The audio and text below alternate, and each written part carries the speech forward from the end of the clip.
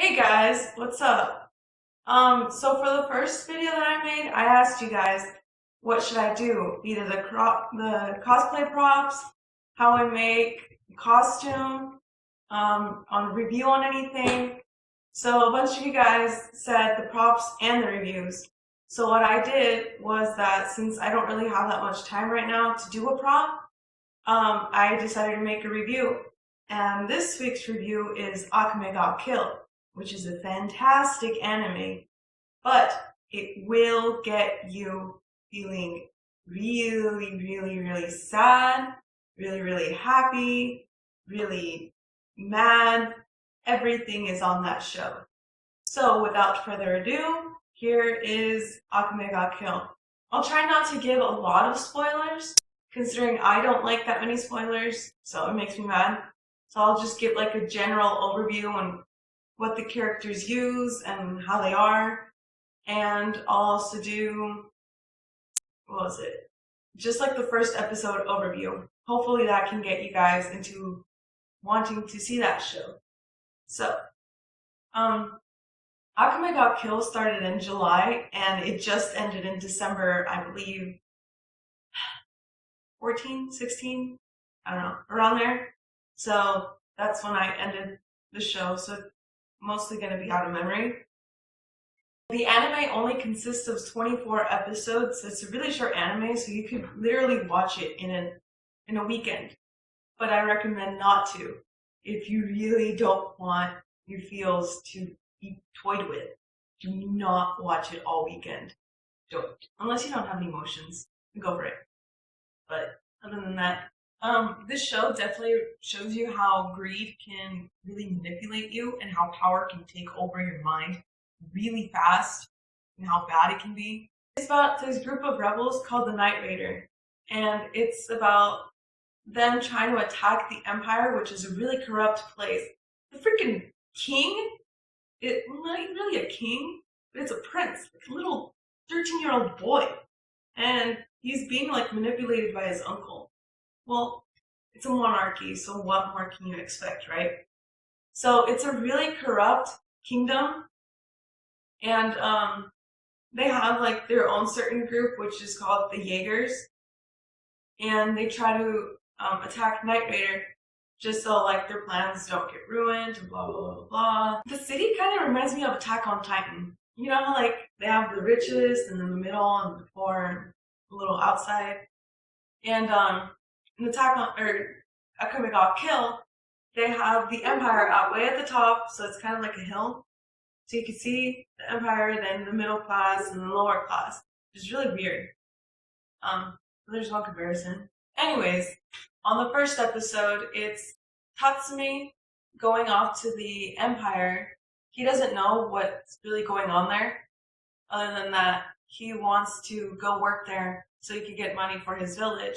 So him, along with two other friends, go off and try to find their way to the Empire. Somehow they get lost and they get separated, but they know that they're going to meet there. And as he's going, you know, he fights this like huge demon dog, and they congratulate him, and he's like, oh yeah, I'm going to the Empire, blah, blah, blah. And they're like, oh yeah, good luck, blah, blah, blah. So he gets to the Empire, well, the whole city, and he meets Lene, and so like how they begin is that Lene takes his wallet and he gets all mad. So that's a great first impression, right? After that, he gets kind of lost, but then he eventually ends up with like this rich family, and he thinks that they're like the nicest people because they take him in, they feed him, they change him, they give him a room to stay in. But at night, Night Raider attacks their house, and Tatsumi's like, what the hell are you doing? So he tries to like attack and whatnot, so him and Akame have like a pretty good battle. And then Night Raider, they go and show Tatsumi the little shed that they have where they actually kill the people. And in there, Tatsumi finds the two friends of his that were also going to the Empire. He finds them there, and he finds out that they were killed, and he actually finds out the truth. So after that, with no hesitation whatsoever, dead center face, nothing else matters, just kills a little girl, and point, done. So after seeing what Tatsumi did, Leonin, he's just like, oh yeah, we should take him back to our place. I mean, he'd be perfect for what we're doing. So he goes back and he joins Knight Rider. And that's how the whole series begins. Now, time for the characters. Knight Rider consists of Akame, Tatsumi, Leonin, Chelsea, mine, Shiri, Najanda, Susano, Lubak, and Burak. I'm gonna go with like the Japanese pronunciation. They're really cool, and I don't feel like saying them in English because what if they like change it? I don't know. So everyone in Knight Rider and in the Jaegers, they all have Imperial Arms, which is kind of like a possessed weapon. So the weapon chooses you, and if it rejects you, you basically die. Pretty beneficial. Then it picks out. I don't know. So in Knight Rider, Akame, hers is the Murasame. Her Imperial Arms is that she can cut someone and poison gets transferred into the body and they die within seconds. Then there's Tatsumi, who has the Spectator, which is like a really long blade. It's really cool. Then he gets another new Imperial Arms, so watch out for that too. There's Leonin. I really like her power. She can turn into a lion. Her hair grows out, she gets fangs, and she can regenerate really quick. I really love Chelsea's Imperial Arms. It's called the Gaia Foundation, which is, she carries like this little box, and she can basically transform into any other person. Like, for instance, me transforming into, I don't know, Angelina Jolie, and then I can go off and act in the world. She could do that. And then to kill her enemies, she somehow gets like a needle and stabs them in like a vulnerable point on the back of their neck. Mine, for being a little girl, is really badass. She has this huge gun called the Pumpkin, and the power of the gun is based off her emotions. So she's like furious, you better get the hell out of there. You're annihilated. Then there's Susano, which he's like emotionless, so he's kind of like a ragdoll. So he has the Magatama Foundation? Manifestation.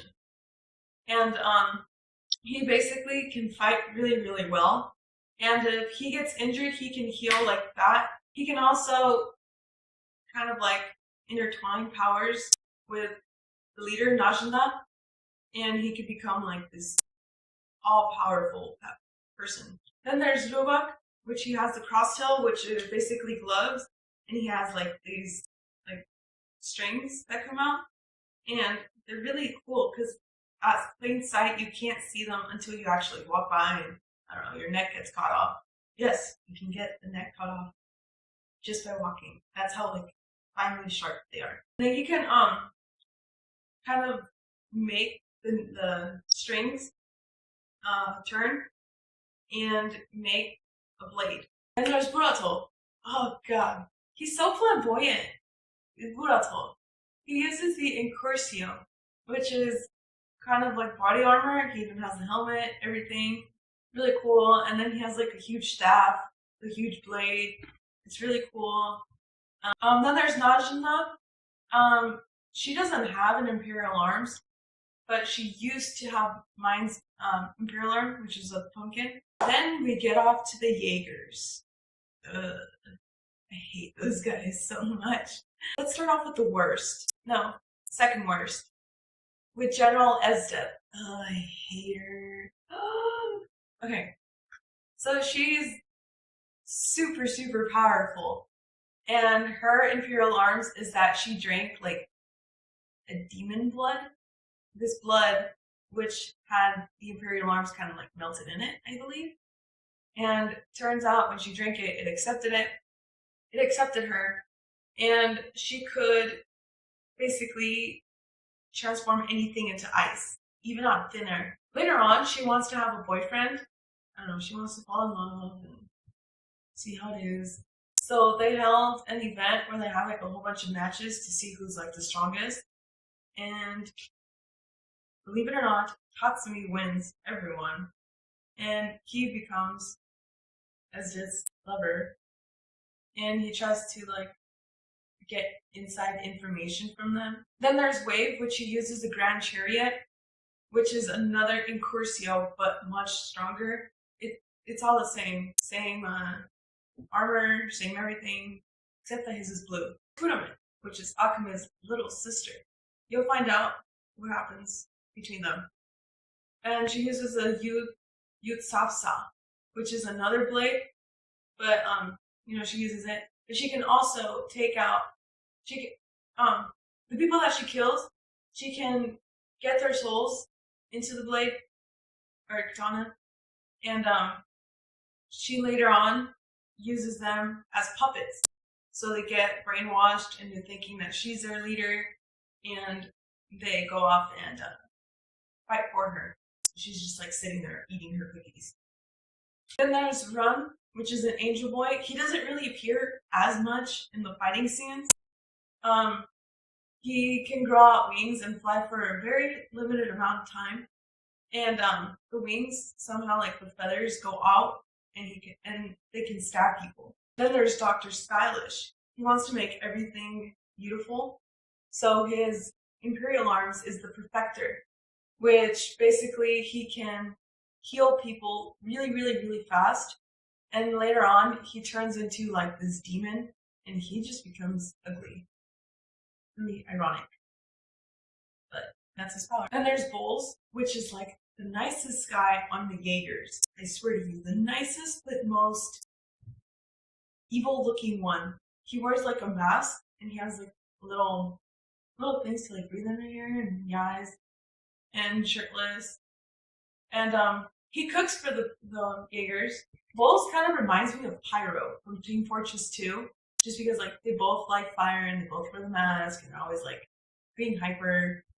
Last one from the Jaegers. I hate her so much. I thought she was gonna be nice. No. I hate her so much. It's all because of her belief in justice. She believes that she's doing everything perfectly, that she's gonna be the greatest hero ever, but no. I assure you, you're gonna hate her. Her name is Segyo, and her Imperial Arms is the Hecatoniers. I don't even know how to say it, but it's like a dog, and he can grow really big, and he eats people, and also they kind of like combine powers. So he opens his mouth, and she like sticks her hand in there, and when she comes out, it's like a whole different kind of gun. Really cool. The reason she can do that is because she lost her arms, so Dr. Stylish put in like new arms, and then she can make gun arms. So yeah, that's some of the characters from Akame Ga Kill. Hopefully I didn't mess up too much. I'm still trying to get used to camera and scripting and all this kind of stuff. This show is actually also funny. It has its moments. And it has a lot of fight scenes, a lot of blood, a lot of action, a lot of storyline. It has everything in 24 episodes. So, my question to you guys, who would be the English voice actors? I mean, they just ended it, so hopefully Funimation gets the rights to English dub it. And I have some ideas. For Dr. Stylish, it's Dr. Stylish's name. It should have just been J. Michael Tatum. That reminds me of Homie Lee from The Gray Man, Ray from Free, yes, even though it hasn't been voiced, and Eneru from One Piece. Kamui, because he's like the leader and can get like mood swings. Ray, because of his style and always thinks that everything is beautiful. Enru, because of the power that he holds when he turns into a demon. So it's like, J. Michael Tatum must voice this. Okay, Funimation, if you get the rights, J. Michael Tatum is Dr. Stylish. Please. Rubak, he could be voiced by Eric Vale. I can totally see that, since Rubak has like a big crush on Anjanda and he's willing to do anything for her. It reminds me a little bit of Sanji, not like overload, obsessive woman. And he also reminds me of Alvin Lutz from Blast Racer, which is another good anime. He's like a sniper kind of deal. So when Rubak makes like little blades, and he throws them into the heart, I mean, you can't see the heart. So it's pretty cool. I feel like Tatsumi could be Todd Hoorn. I know, I'm maybe a little biased, just a little. Just because he's my favorite voice actor and I would love to see him in this anime. Since Tatsumi is serious and then he can get funny and he screams a lot, he reminds me of like Natsu. It reminds me of Joseph from Blast Racer again. And then after watching Legend of Korra, I mean, when he was Bitar Jr., his voice was like really serious, but he still had like that high pitch. It's a hard decision, considering it's like, I don't know. I feel like Tatsumi's voice shouldn't be that deep, nor too high. For Najima, right then and there, it could be Colleen Clickenbeard, because she has like little deep voice, in basing it off of Urza's, and from Psychopaths, she has a strong voice. She can do this. So what do you guys think about voice actors and the anime and all the action? Leave your comments down below, and I would love to hear everything that you guys think about this anime. Don't forget, think about the English voice actors. There has to be someone for Tatsu. Has to. See you guys later. Sari Murai out.